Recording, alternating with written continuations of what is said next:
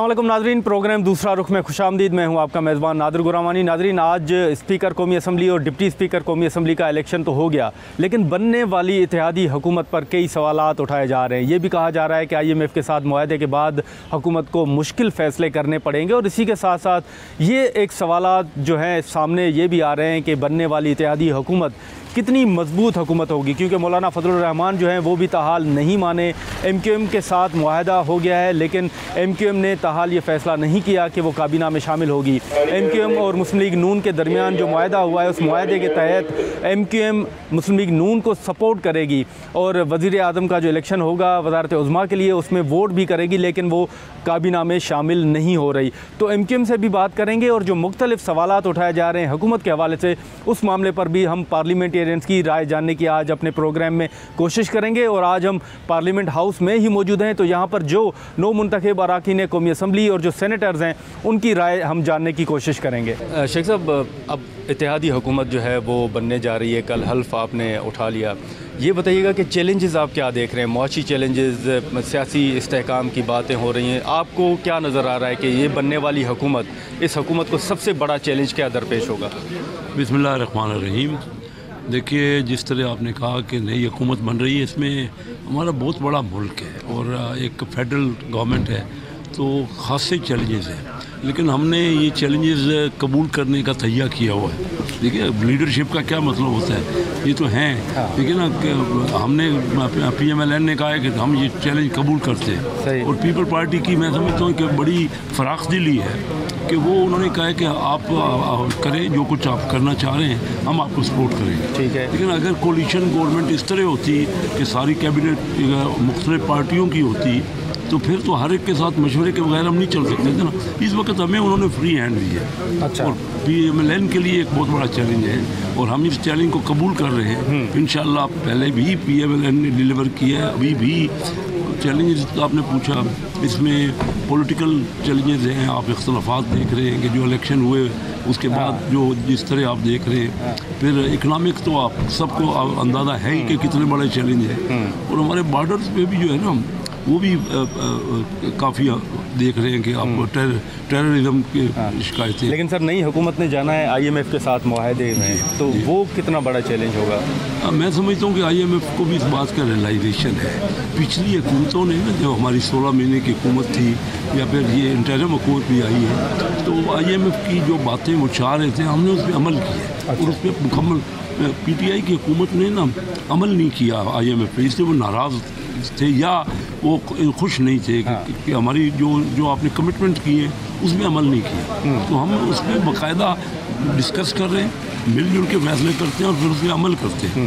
तो IMF इंशाल्लाह में नया प्रोग्राम देगी जो कि $6 बिलियन का हम तो कर रहे हैं। अच्छा, लेकिन क्या फिर पेट्रोल की कीमतों में एक बार फिर इजाफा होगा, नए टैक्सेस लगेंगे, क्योंकि आप बहुत ग्रिप रखते हैं इन इशूज़ पे, तो आप देख रहे हैं कि वाकई पेट्रोल की कीमतों में इजाफा होगा और टैक्सेस भी नए लगेंगे?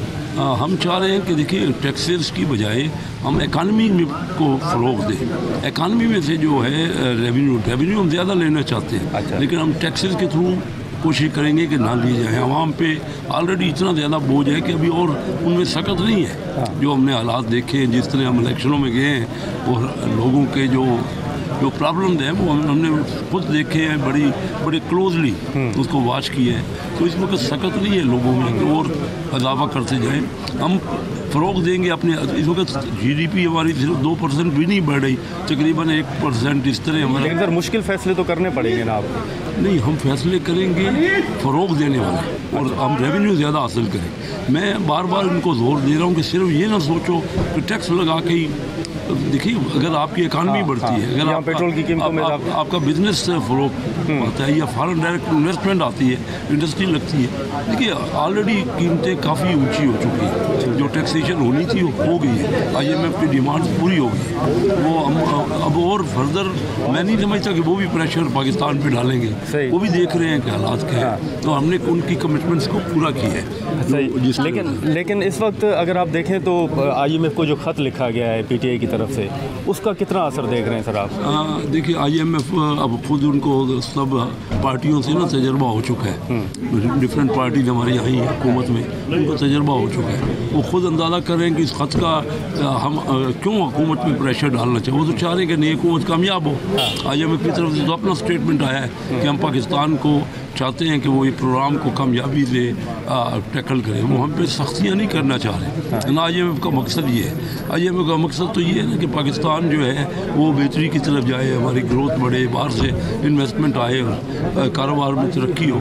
तो मैं नहीं समझता कि IMF भी हमें, और इस लेटर का कोई फ़र्क नहीं है, लेटर नहीं कोई फ़र्क नहीं पड़ेगा। क्योंकि IMF तो हमारे तमाम मामलात को जानती है, वो खुद माइन्यूटली आके हमारे अपने लोगों से इंटरेक्शन कर रही है। हाँ, लेकिन इस वक्त इत्तेहादी शेख साहब जो हैं उसमें मौलाना साहब भी हमें नाराज़ नज़र आ रहे हैं। पीपल्स पार्टी जो है वो काबीना में शामिल नहीं हो रही। MQM ने भी कल कह दिया कि हम काबीना में शामिल नहीं हो रहे।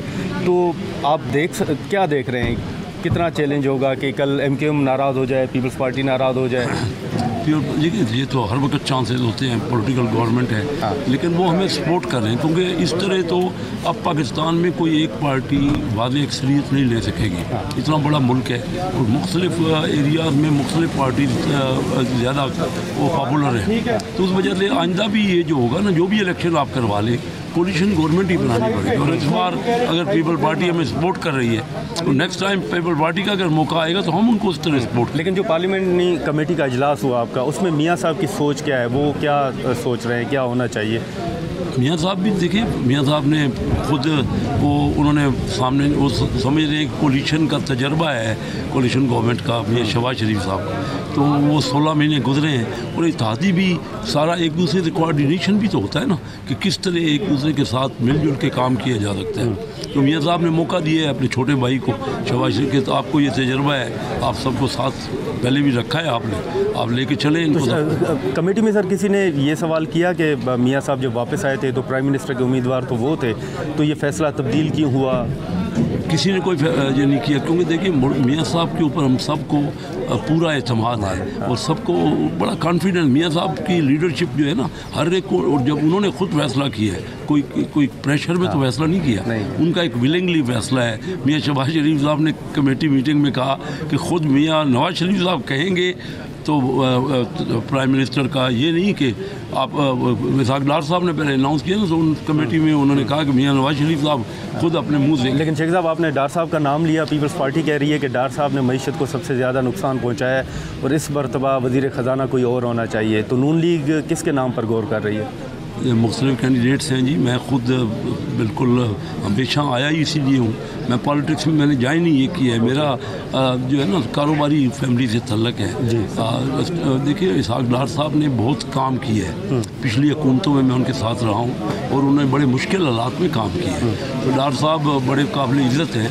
लेकिन मेरा हमेशा कहना ये है कि कोई भी नेशनल असम्बली का इलेक्टेड आदमी मेंबर जो है उसको फाइनेंस मिनिस्टर होना चाहिए। वजह उसकी वजह क्या है कि हमारा आपस का जो भी बजट पे वोट का राइट है कौमी असम्बली सेनेट को नहीं, और जब तक फाइनेंस मिनिस्टर उसके अंदर से होगा, एक दूसरे के साथ इंटरेक्शन होगा और ज़्यादा से ज़्यादा आपस में मीटिंग्स होंगी, तो मेरा ये कहना है कि हमारा कोई भी मेंबर, इलेक्टेड मेंबर जो है, बेहतर आपस में कोऑर्डिनेशन। कितने नाम है जिन पे गौर हो रहा है आप समेत? कोई हमारे सामने नाम जो लीडरशिप फैसला करती है, हमारा कोई इख्तलाफ नहीं। आप भी उम्मीदवार हैं? मैं गुजारिश करूँगा, अभी तक तो मेरी मीटिंग ही नहीं हुई, पार्टी की कोई बात नहीं हुई, लेकिन थ्रू मीडिया कई जगह पर मैंने कहा है कि मेरी ख्वाहिश है कि मैं बनना चाहता हूँ।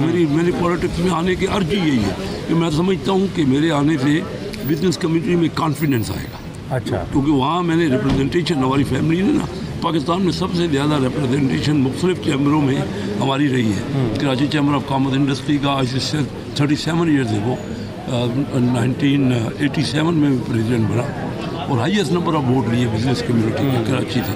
फिर मेरा मरहूम बेटा इरफान कैसर शेख लाहौर गया तो लाहौर की बिजनेस कम्युनिटी ने इलेक्ट करके उनको प्रेसिडेंट बनाया।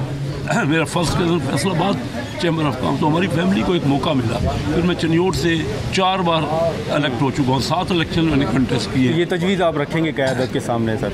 अगर मौका मिलेगा तो ज़रूर, मेरी बड़ी ख्वाहिश है। ठीक है। लेकिन हमारे यहाँ देखिए ना, जो लीडरशिप फैसला करती है हम सब उस पर फेथ करते हैं, उसको ये अपना पॉइंट ऑफ व्यू तो मेरा है। ठीक है, ठीक है, बहुत शुक्रिया शेख।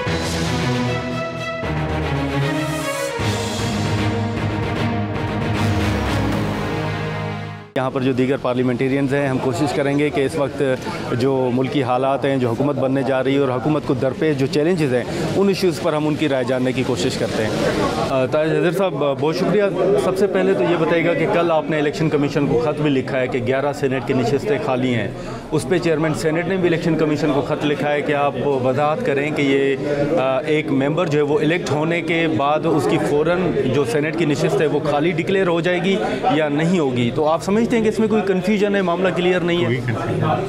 कोई कन्फ्यूजन नहीं है। चेयरमैन सेनेट सादिक संजरानी साहब इस वक्त सेनेट के मेंबर नहीं है और मैंने उनका नाम उस लिस्ट में इंक्लूड किया है। आर्टिकल 223 क्लास 4 कॉन्स्टिट्यूशन का वो क्लियर है बिल्कुल। और कुछ हमारे यहाँ भी शक व शुबा था, तो इलेक्शन कमीशन से मैंने ख़त लिख के पूछ लिया था कि जनाब आपकी क्या इंटरप्रिटेशन है, तो उन्होंने भी यही जवाब दिया कि वो बिल्कुल क्लियर है और जो लोग कहीं और इलेक्ट हुए हैं वो अब सेनेट के मेंबर नहीं। लेकिन सर उन्होंने ओथ तो नहीं लिया अभी। ओथ लेने की बात नहीं है। जिस वक्त आप 223 क्लियर है, आपका नोटिफिकेशन अगर हुआ दूसरी जमात का, आपकी सीट खत्म। अच्छा, तो आपको इलेक्शन कमीशन का जवाब भी मौसूल हो गया है? हाँ, बहुत पहले हो गया था। अच्छा, रिटन में या वर्बली कन्वे हुआ है? नहीं, वो मैंने लिख के पूछा, उन्होंने लिख के जवाब। अच्छा, तो आपके मुताबिक अभी सादिक संजरानी साहब चेयरमैन नहीं है? 11 सेनेटर हैं कि जो नहीं है इस वक्त। और बहुत सारी सीटें तो बहुत पहले खाली थी। शौकत तरीन साहब की, बिल्कुल, काकड़ साहब की, राना मकबूल साहब का। तो मोहतरम चेयरमैन को इन 3 पे तो पहले करा लेना चाहिए। ये तो बहुत पहले से। लेकिन सर पीपल्स पार्टी से मुतल्लिक ये कहा जा रहा है कि यूसुफ रज़ा गिलानी साहब MNA हुए हैं, फिर उनको दोबारा सेनेटर बनाया जाएगा। ये स्ट्रेटजी क्या है? मुझे नहीं पता, मेरे ख्याल से, लेकिन तो जैसा क़यादत तय करे यूसुफ रज़ा साहब से मशवरा। अभी चेयरमैन आपका उम्मीदवार नामजद नहीं हुआ, फाइनल नहीं हुआ नाम अभी तक मेरे इल्म में नहीं। अच्छा, लेकिन सर इस वक्त आप काबीना में शामिल नहीं हो रहे। मौलाना साहब नाराज़ हैं, MQM ने कल कह दिया है कि वो भी काबीना में शामिल नहीं होंगी। आप समझते हैं कि ये चैलेंज होगा इस हुकूमत के लिए कि आपके इत्तेहादी नाराज़ हैं? अब नहीं, उन्हें खुली फील्ड मिलेगी सर, वजारतें नहीं मिलेंगी, फील्ड का क्या करना? कैबिनेट में नहीं, मुस्लिम लीग को एक खुला मैदान मिलेगा। कैबिनेट में कोई उन्हें रोकने वाला नहीं होगा।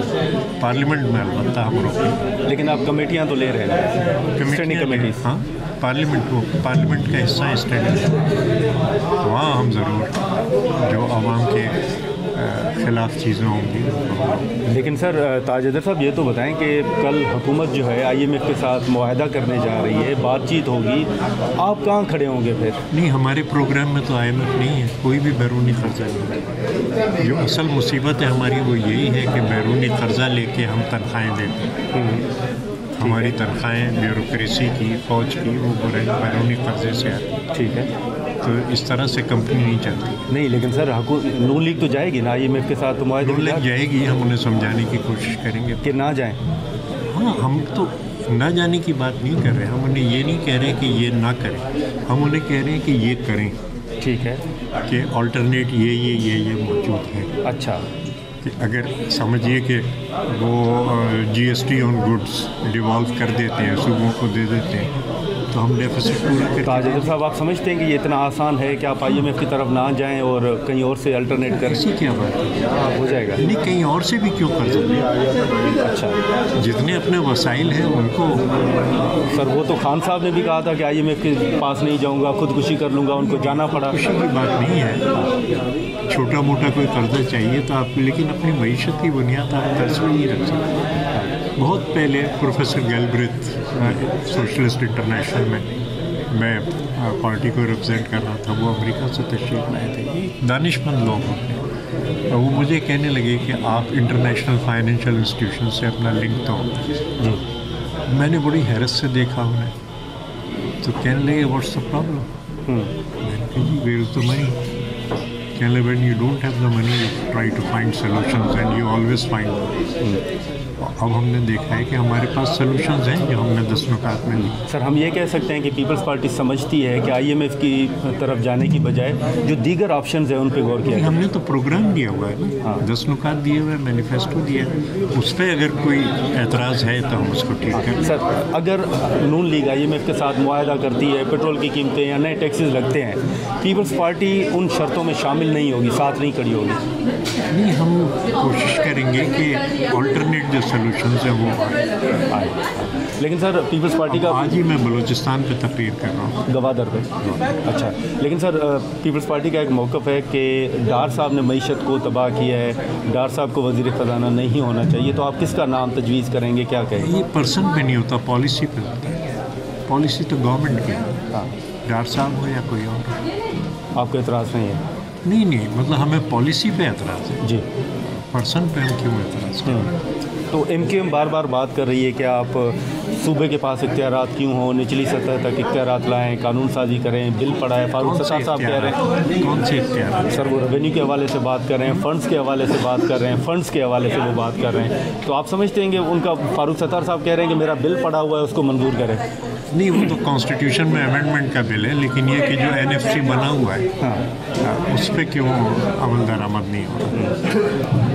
मतलब उसमें से क्यों जो आप सूबा बचाता है वो फेडरेशन को वापस करता है? हम कोई हर साल कोई 600 बिलियन वापस करते हैं जो कि हमारे डेवलपमेंट से कटते हैं। अच्छा, हम 600 बिलियन जब वापस करेंगे तो हम वो 600 बिलियन हम सोशल सेक्टर्स में या डेवलपमेंट में इस्तेमाल कर सकते हैं। तो हमारी आबादी कम करती गई है, आबादी की वजह से हमारा हिस्सा कम हो जाए। तो मुस्लिम लीग नून को पीपल्स पार्टी ने क्या, जो आपका मंशूर था, क्या उन नुकात पर अमल दरामद का भी आप कहेंगे? कहने की क्या बात है, उन्हें समझाएंगे कि भाई ये एक हल है और इसमें अगर आपको कोई बुराई नज़र आती है तो बताइए, हम हर पे आखिर नहीं है। ठीक है, बस हमने जो कह दिया। ठीक है, कोई अगर बुराई नज़र आती, आज तक एक पॉइंट किसी ने नहीं उठाया है उन हमारे 10 नुकात पे। अच्छा, मतलब मीडिया की तरफ से या उनकी तरफ से कोई एक पॉइंट नहीं है। एक पॉइंट तो उठ रहा है, एक पॉइंट तो उठ रहा है कि 300 यूनिट्स बिजली जो मुफ्त थी, हाँ, क्या वो मिल सकेगी? क्यों नहीं मिल सकेगी? केजरीवाल कैसे दे रहा है? केजरीवाल तो बिजली के पैसे लेता ही नहीं। पूरे ईस्ट पंजाब में 300 यूनिट सबके लिए मुफ्त है। हम अगर गरीबों को दे रहे हैं 100 यूनिट हम इस्लाम कोर्ट के अंदर मुफ्त दे रहे हैं।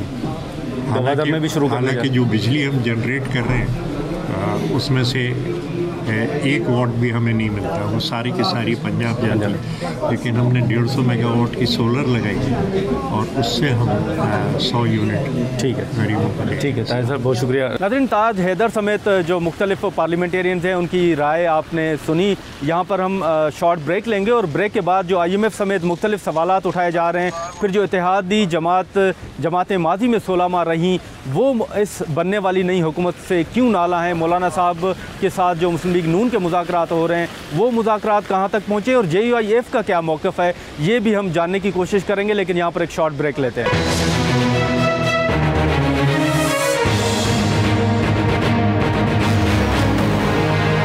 प्रोग्राम में दोबारा खुशामदीद। नाज़रीन, अब जो स्पीकर और डिप्टी स्पीकर का इलेक्शन था उसमें JUIF ने तो उस इलेक्शन का बाइकाट किया, उन्होंने वोट नहीं दिया। लेकिन हम उनका मौक़िफ़ जानने की कोशिश करते हैं कि जो मुस्लिम लीग नून के साथ उनके मुज़ाकरात चल रहे हैं, मुस्लिम लीग नून ने कौन से ऑप्शंस उनके सामने रखे हैं और मौलाना साहब का इस सारी सूरत हाल पर क्या मौक़िफ़ है, उनसे राय जानने की कोशिश करते हैं। क्या आपकी पार्टी का स्ट्रेटजी क्या है? सदारती इलेक्शन, सेनेट में होगा, चेयरमैन का इलेक्शन होगा, फिर स्पीकर डिप्टी स्पीकर का इलेक्शन है। इस बार जो आवाम ने वोट दिया है और जो एक डिवाइडेड मैंडेट मिला है पॉलिटिकल पार्टीज़ में को, तो उसमें हम भी शामिल हैं। हमारी भी ये आवाज़ है कि जो मैंडेट हमें मिलना चाहिए था वो हमें नहीं मिला। तो तावक्त है कि जब तक ये एक ट्रांसपेरेंट रिपोर्ट सामने नहीं आती कि वो कौन से इदारे थे या वो कौन से अलाइकार थे जिन्होंने पॉलिटिकल पार्टीज़ को वो हक नहीं दिया जो उनका बनता था।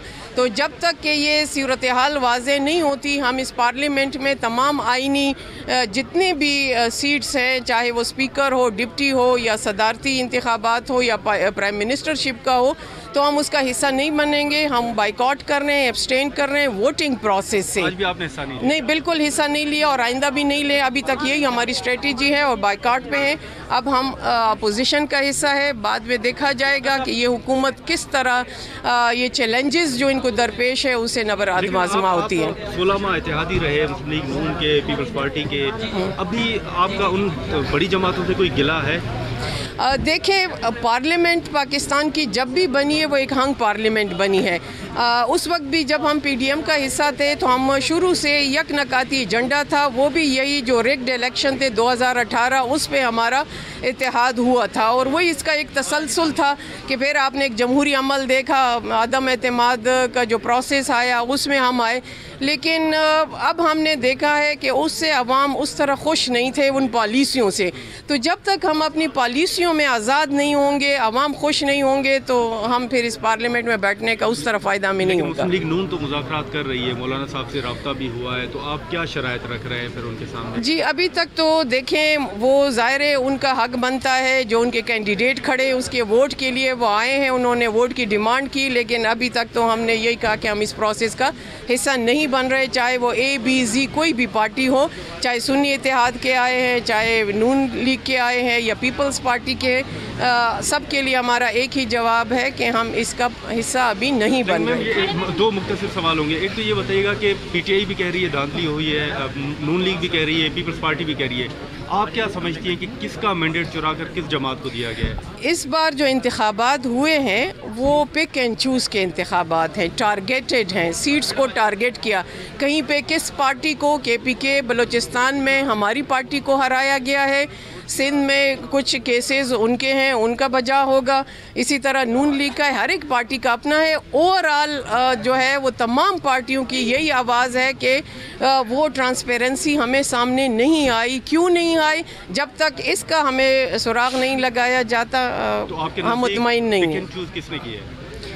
मैंने ज़िक्र किया है कि जो भी आलाकार बनते हैं या जो इदारे इन्वॉल्व होते हैं उनको अपने हदूद में रहना चाहिए। बाकी क्लियर है सब कुछ कि कौन कर रहा है। Thank you ji. JUIF का जो मौक़िफ़ है वो भी हमारे सामने आ रहा है कि उनके जो तहफ़्फ़ुज़ात हैं, मुस्लिम लीग नून कोशिश कर रही है कि मौलाना साहब से मुलाकात करके जो उनके तहफ़्फ़ुज़ात हैं वो दूर किए जाएं, लेकिन ताहाल हमने देखा कि आज जो स्पीकर और डिप्टी स्पीकर का इलेक्शन हुआ उसमें JUIF ने हिस्सा नहीं लिया, बल्कि उन्होंने बाइकआउट किया है। मुस्लिम लीग नून के साथ जो मुज़ाकरात हुए हैं, क्या तय पाया है? देखिए, अच्छी बात ये थी कि मुस्लिम लीग नून की क़यादत के साथ हमारे पिछले कई दिनों से मुज़ाकरात का अमल जारी था। आज इस वक्त जब मैं आपसे गुफ्तगू कर रहा हूँ तो अल्हम्दुलिल्लाह मेरा ख्याल है कि MKM के टॉप लीडरशिप के साथ साथ PMLN की टॉप लीडरशिप बैठी हुई है। एक हम MOU साइन हो रहा है। MOU साइन में हमने रखा है कि लोकल गवर्नमेंट सिस्टम को कैसे डिसेंट्रलाइज किया जाएगा। अब इसके ऊपर मैं समझता हूँ कि SN अकबाल साहब, जो PMLN के सेक्रेटरी जनरल साहब, उन्होंने साइन किया है। MKM की तरफ से मुस्तफ़ा कमाल और दीगर लोगों ने साइन किया है। इसमें हम मेक श्योर करेंगे कि फाइनेंशियल एडमिनिस्ट्रेटिव पावर जो नीचे की तरफ मुंतकिल किया जाए। जो NFC में, जो आइन में दर्ज किया जाए कि NFC अवार्ड के जरिए जो पैसे सूबों को जाते हैं, लाजमी तौर पे मेक श्योर किया जाए कि वो डिस्ट्रिक्ट लेवल पे, टाउन लेवल पे लोगों को मुंतकिल हो जाए। इसके साथ साथ हमारी क्या ख्वाहिश, हमारी ख्वाहिश है कि हर 4 साल के बाद लोकल गवर्नमेंट का इलेक्शन होना चाहिए ताकि करके लोगों को मसाइल उनके दरवाजे पे हल हो सके। लेकिन सर, अब आप वजारतें लेंगे नहीं लेंगे, क्या होगा? मेरा ख्याल इस हवाले से MKM का मुज़ाकराती अमल जारी है। हमारा मकसद वजारत से ज़्यादा इख्तियारात है कि वो जो डिस्ट्रिक्ट चेयरमैन होते हैं, मेयर होते हैं, उनके पास इख्तियारात होने चाहिए। साथ साथ क्या है कि अर्बन डेवलपमेंट पैकेज की बात की, कराची की, हैदराबाद, मीरपुर खास तरक्याती पैकेज की बात की, उन हवाले से हमारा बातचीत का अमल जारी है। मेरा ख्याल इसके हवाले से भी 1-2 दिन में फैसला हो जाएगा। लेकिन सर, ये सबसे तहफ़्फ़ुज़ात हैं इस मामले पर, वो तो पीपल्स पार्टी के हैं। वो पीपल्स पार्टी मानेगी कि आइन में तरमीम हो या 18वीं तरमीम को छेड़ा जाए? देखिए, मैं समझता हूँ कि होना ही चाहिए कि कौन क्या कह रहा है ये नहीं देखना चाहिए, बल्कि क्या कह रहा है ये देखना चाहिए। हाँ। मैं समझता हूँ कि अच्छी बात MKM लेकर आई है। ये सिर्फ कराची के लिए नहीं है, बल्कि ये तरमीम जो लाड़काना को भी फायदा पहुंचेगा, कोयटा को भी फायदा पहुंचेगा और मैं समझ पेशावर को भी फायदा पहुंचेगा। तो और आम अवाम के मसाइल हल होंगे। तो मैं समझता हूँ कि यस, हम ये तरमीम को लेकर के दीगर सियासी पार्टी के दरवाजे पे भी जाएंगे, उनके ऑफिस में जाएंगे, उनको कायल करने की कोशिश करेंगे ताकि मेक श्योर हो सके कि आईनी तरामीम के जरिए ये असेंबली से पास हो सके। तो आप शहबाज शरीफ साहब को वोट देंगे?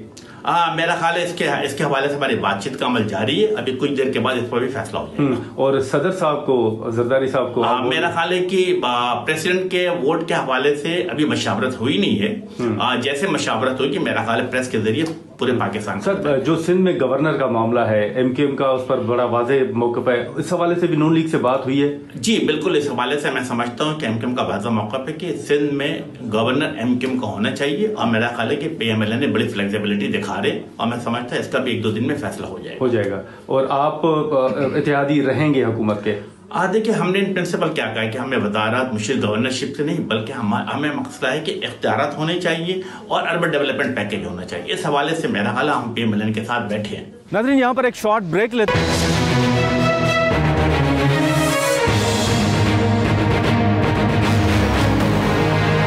वेलकम बैक नाज़रीन। सर, जैसे मौलाना साहब अपोजिशन में बैठ रहे हैं, तो क्या फिर एमकेएम के पास ये ऑप्शन भी मौजूद है कि आप भी अपोजिशन में बैठे? देखें, हम सियासी इस्तेहकाम और जमहूरी अमल को आगे बढ़ाने के लिए, ठीक है, और पीएमएलए ही देखें ना, वैसे तो जो इंडिपेंडेंट के पीटीआई बैक्ड उम्मीदवार है, असल तो उनकी अक्सरियत है, उसूलन तो उन्हें लीड लेनी चाहिए थी, उन्हें हुकूमत बनानी चाहिए थी। अच्छा। वो क्यों बैकआउट कर रहे हैं? मेरे ख्याल में मेरी तो ये ख्वाहिश है, और होना भी ये चाहिए कि उन्हें आगे आना चाहिए और कहना चाहिए हम हुकूमत बना रहे हैं। आप सपोर्ट करेंगे? देखिए, बात तो करे, वो हमसे बात के लिए तैयार है। देखिए, वो हमसे बात तो करे। अच्छा, देखें, उन्होंने तो किसी से बात नहीं की। उन्होंने तो मतलब ये कि क्या कितना गैर सियासी, गैर जमहूरी रवैया है कि फला से बातचीत नहीं हो सकती। फारूक साहब, ये बड़ी आपने देखिए, कल तक तो फजलुर रहमान से भी बात नहीं हो सकती थी ना, तो फिर आज चले गए, बैठ गए। इसका मतलब सियासत में कोई हरफ आखिर नहीं होता। हाँ, आप ज़ाती मफादात, चंद अफराद के मफादात के लिए बातचीत ना करें, आप इज्तिमाई मफाद। सर, ये जो नो कॉन्फिडेंस मोशन आया था, ये 2 साल के बाद आप देख रहे हैं कि वाकई पीटीआई जो है वो कहे कि हम हुकूमत बना रहे हैं? देखिए ना, अक्सरियत तो उनकी है, क्लेम तो उनका रहेगा। अगर उनके पास ज़्यादा नंबर्स हैं तो उन्हें सबसे पहले पीपल्स पार्टी के पास जाना चाहिए। अगर पीएमएलए उनका बड़ा मुखालिफ है तो जो छोटे मुखालिफ है उनके साथ तो बातचीत होनी चाहिए ना, तो वो पहले वहाँ जाते हैं, ना कि ये पीपल्स पार्टी और पीएमएलए को आपस में मिलने दें। लेकिन फारूक भाई, जो आपके बिलावल भुट्टो जरदारी ने इशारे दिए थे इस बारे में कि वो अगर पीटीआई हुकूमत बनाती है तो हम उसका साथ दे सकते हैं। बिलावल तो आपके खिलाफ भी तनकीद कर रहे हैं कि आप कराची में तकसीम कर रहे हैं। हमारे खिलाफ करे ना करे वो इशू अलग है, वो हमारा सिंध का मसला है ना। लेकिन मैं कौमी सतह पर एक अहम जो हुकूमत साजी है उसमें अगर इतनी जो दावे थे पीटीआई के बहुत रुकावट है, उसके बावजूद भी अगर वो एक मुनासिब तादाद में इलेक्ट होके आ गए तो फिर इसका मतलब है कि उन्हें चाहिए था कि वो हुकूमत बनाते और अपने विजन के ज़रिए से साबित करते कि हम इतने मुश्किल के बावजूद भी मुल्क को बहरान से निकल सकते हैं। अगर हम बहरान से निकल रहे हैं, पीटीआई बहरान से निकल रही है, तो हम पाकिस्तान को भी निकाल। फारूक भाई, आप वफाक में तो सेम पेज पर हैं, पीपल्स पार्टी भी जिस जमात को सपोर्ट कर रही है आप भी करें, क्या आप सिंध में भी पीपल्स पार्टी के साथ ताउन करेंगे? हम पीपल्स पार्टी को देखा देखी पीएमएलए को सपोर्ट नहीं करे, इसीलिए हमने अपने ज़्यादातर अंडे पीएमएलए की बास्केट में डाल दी थी इलेक्शन से पहले ही। और हम उनसे एक नुकाती एजेंडे पर बात कर रहे थे कि इख्तियारात और वसाइल और इख्तिदार को निचली सतहों पे मुंतकिल किया जाए और 130 अजला जो शहर पाकिस्तान के उनको तरक्की का इंजन और मईशत का मरकज़ बनाया जाए, और यही पाकिस्तान के माशी इस्तेहकाम के भी ज़ामिन होंगे और जो सियासी लड़ाइयाँ हैं वो भी ख़त्म होंगी। मेयर, इतने मेयर्स हैं वो शहरों के फंड्स के लिए सूबों के वज़ीर आला से लड़ते हैं। तो जब वज़ीर आला को डायरेक्ट फंड मरकज़ से मिलता है तो शहरों और ज़िलों को भी नेशनल फाइनेंस कमीशन से डायरेक्ट फंड्स मिलते हैं। ये हमारा आईनी तरमीम बिल है। और पीपल्स पार्टी से भी अगर बात होगी ना तो इसी नुक्ते पर। फारूक भाई, 2 मुख्तसर सवाल। जब मुज़ाकरात हुए इनिशियली आपके मुस्लिम लीग नून के साथ 18वीं तरमीम की बात हुई थी, लेकिन नून लीग ने कहा कि नहीं, हम तो आईनी तरमीम नहीं कर रहे, तो आप फिर भी खड़े हैं? नून लीग ने कब कहा? नून लीग ने वजाहत की, इसाक डार ने सेनेट में कहा कि 18वीं आईनी तरमीम को नहीं छेड़ा जाएगा। तो मैंने कब कहा कि 18वीं तरमीम को छेड़े? हमने तो बहुत खूबसूरती से 18वीं तरमीम में वो इख्तियारात जो मकामी हुकूमत शहरों के और बल्दियात के थे वो हम वापस लेके डायरेक्ट दे रहे हैं बल्दियात को। अच्छा, हाँ, आर्टिकल तरमीम तो होगी ना सर? तो वो 18वीं तरमीम को थोड़ी टच करी, वो एज इट इज़ है। अच्छा। 140A को री इंटरप्रेट करना है और उसको रीडिफाइन कर रहे हैं हम। और 160 में बराह रास्त जो मरकज़ से सूबों को पैसा मिल रहा है ना, वो बल्दियात का भी है, लेकिन बल्दियात को नहीं मिल रहा। तो हम कह रहे हैं डायरेक्ट दे दें, तो हम 18वीं तरमीम को थोड़ी टच कर रहे हैं। अच्छा, आखिरी सवाल, आप नाला हैं, मौलाना साहब नाला हैं, PTI की जो है इत्तेहादी वो नाला हैं, इस हुकूमत को बनने के बाद कितना अरसा देख रहे हैं कि चल सकेंगे शहबाज शरीफ साहब? देखिए, मैं तो इस पर कोई शैडो जो है ना कास्ट नहीं करूँगा शक का कि भाई ये क्यों नहीं ये बनी है, अल्लाह इसे नज़र बद से बचाए, सियासी जमहूरी अमल कायम व दायम रहे और ये हुकूमत 5 साल और ये असम्बली 5 साल। सरदारी साहब को वोट देंगे MQM? ये मरहला जब आएगा जब बात करेंगे। मुशावरत हो रही है? मुशावरत से पहले जो वोट लेना जिसको, वो कम से कम वोट मांगे तो सही। हम अगर उसके वोटर बनेंगे तो कोई मांगेगा तो देंगे ना, बगैर मांगे कैसे दें? काम किए बगैर कुछ भी, और उसमें अपोजिशन को भी साथ लेना है। तो हम ये सारी चीज़ों की वजाहत चाहते हैं ना, कि इससे पहले कि हम अपना वज़न डाल दें, हम काबीना का हिस्सा भी बन जाएं और जिम्मेदारी ले लें। लेकिन जो PMLN के विज़न में, तो पीपल्स पार्टी और PMLN का माहिदा अगर हमारे साथ होने वाली बातचीत को ओवरशैडो कर रहा है या उसको कम अहमियत दे रहा है, तो फिर हमें ऐसी हुकूमत में शामिल नहीं होना। नहीं तो ये हम हुकूमत बनाने में, हुकूमत चलाने में सपोर्ट तो कर देंगे, ठीक है, लेकिन है कि हुकूमत का हिस्सा शायद हम ना बने। फजल भाई, मौलाना साहब नाला है, MQM काबीना में शामिल नहीं हो रही, क्या देख रहे हैं? हुकूमत जो बनने जा रही है, क्या ऐसा हो सकता है कि 2 साल के बाद आप वोट ऑफ नो कॉन्फिडेंस की बात करें या कुछ? इस बार खिचड़ी भी नहीं बन रही है। पहले PDM खिचड़ी बन गई थी, अभी तो खिचड़ी के अंदर कुछ लोग जो हैं वो खिचड़ी के अंदर भी प्रॉब्लम आ रही है। उसकी बुनियादी वजह है कि दिल से सबको पता है, अंदर से इनके अपने कैंडिडेट्स को भी पता है, कुछ एतराफ़ कर चुके हैं, कुछ कर लेंगे, कि वो जीते नहीं हुए हैं, वो हारे हुए हैं। देखिए, ये कॉन्फिडेंस बूस्टर आता कहाँ से है? ये पब्लिक से आता है। तो जिसने पब्लिक ने वोट ही नहीं दिया और वो ज़बरदस्ती बैठे हुए हैं असेंबली में, तो वो आवाम की नुमाइंदगी नहीं कर सकते हैं। ये पब्लिक को भी पता है और उनको भी पता है। आप वोट ऑफ नो तो ज़्यादा देर चलेगी इस्तेमाल कर सकते हैं आगे चल के? नहीं, हम तो अपनी, देखिए, हमारा तो पीसफुल जो प्रोटेस्ट है वो हम करेंगे कि हमारा जो मैंडेट है वो हमें वापस दिया जाए, जो फॉर्म 45 के मुताबिक जो रिज़ल्ट है वो। याद रखें, जब क़यादत और अवाम के बीच में ट्रस्ट डेफिसिट होता है, मुल्क आगे नहीं चलता है। इसीलिए जमहूरियत में होता है कि लोग वोट देते हैं और अपनी मर्ज़ी की क़यादत लेके आते हैं, उस पर एतमाद करते हैं। इन्होंने, अवाम ने 2/3 मेजॉरिटी ने इमरान खान पर एतमाद किया है, लेकिन असम्बली में वो नहीं हुआ है, वो 47 आ गया, फॉर्म 47। तो इसलिए हम पहला मुतालबा तो ये है ना कि ये पूरी चीज़ रिवर्स की जाए, ठीक है, और फॉर्म 45 के मुताबिक जो है पर्चा जो है वो जारी किया जाए। भाई, 2 मुख्तसर सवाल होंगे। फारूक सत्तार साहब जो हैं वो ये कह रहे हैं कि PTI के पास अगर अक्सरियत थी तो उन्होंने हुकूमत क्यों नहीं बनाई? उन्होंने पीपल्स पार्टी, मुस्लिम लीग नून से बात करने से इनकार क्यों किया?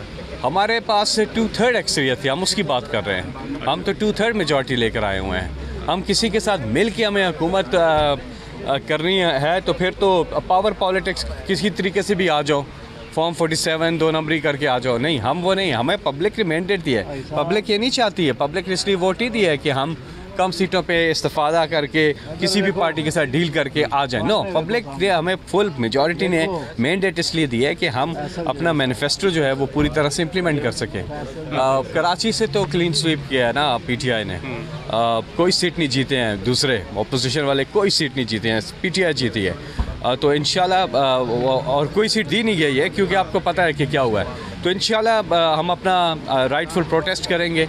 मेरा ख्याल है कि ये इस किस्म की चीज़ जो है, ये मेथड जो है, खिचड़ी मेथड, मिक्स अचार, ये चलने का नहीं। ये एक तासुर दिया जा रहा है कि तहरीक इंसाफ में कौन लीडरशिप है, किसकी पॉलिसी पे चलना चाहिए, कौन हिदायत देगा, इसका आप समझते हैं कि वाकई? देखिए, मैं आप मुझे जानते हैं कि हम जैसे जो वर्कर्स हैं पार्टी के, हमें तो ये एक चीज़ कहते हैं कि इमरान खान तहरीक इंसाफ और तहरीक इंसाफ इमरान खान है। इमरान खान जो हैं उन्होंने जेल से बल्ला बंद, लीडर बंद, क़यादत बंद, कैंपेन बंद, इंटरनेट बंद, फ़ोन बंद, लेकिन अवाम का जज्बा बुलंद। उस खिलाड़ी ने जेल से वो कर दिखाया है, कप्तान ने, कमाल है। तो बाकी पार्टी की जो हदायत है वो भी वहीं से आती है। फजल भाई, ये भी एक तासुर दिया जा रहा है कि आप सारे लोग 1.5 साल आप मंजर आम से गायब थे, अचानक आप सामने आए, क्या वजूहत है? आज आपने देखा हाई कोर्ट का जो फैसला आया है, जो मंजरे आम पर बाहर निकले पकड़ लेते हैं, अदालत से बेल ले पकड़ लेते हैं, तो ऐसे बीच में फिर जो 10 माह गुजरे हैं बड़े कठिन माह थे। और एक चीज़ है कि एक लिहाज से खुशी भी है कि बड़ा मौका मिलना पढ़ने का और ज़िंदगी को जानने का, तो अब बदले हुए हैं सारे और अच्छी बात है। बहुत सी मुराद के लिए दुआ करते हैं, अल्लाह ताला उनको अपने हिफ्ज़-ओ-अमान में रखे और वो जल्द वो आएँ। उनको सबको इंतज़ार है, उनकी बहुत कमी महसूस हो रही है। जहाँ इमरान खान की कमी महसूस हो रही है, वहाँ पे फिर मुराद सईद की भी बहुत कमी महसूस हो रही है। जी, अरकान पार्लियामेंट की गुफ्तगू नाज़रीन आपने सुनी।